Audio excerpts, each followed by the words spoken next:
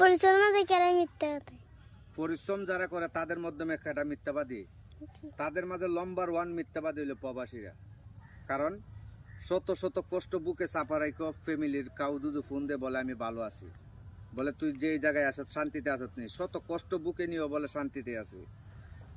মানে যত দুনিয়ার কষ্ট আছে তা নিয়েও সেরা বলে আমরা ভালো আছি, শান্তিতে আছি, খাবার দাবার খাইছো নিয়ে খাইছে, মানে সবগুলো বলে। কারণ কেন জানেন, পরিবারের ফ্যামিলির সবাইকে ভালো রাখার জন্য, সুখে রাখার জন্য, শান্তি রাখার জন্য তারা উঠতে বইতে মিথ্যা কথা বলতেছে।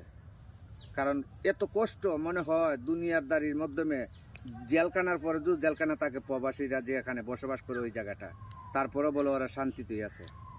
হাইরে প্রবাসীর জীবন। তা আসেন, সুতরাং আমরা সবাই প্রবাসীকে শ্রদ্ধা করি, সম্মান করি। কারণ প্রবাসী হলো রেমিটেড যোদ্ধা, আমাদের দেশের অর্থকার সচল রাখে প্রবাসীর টাকায়।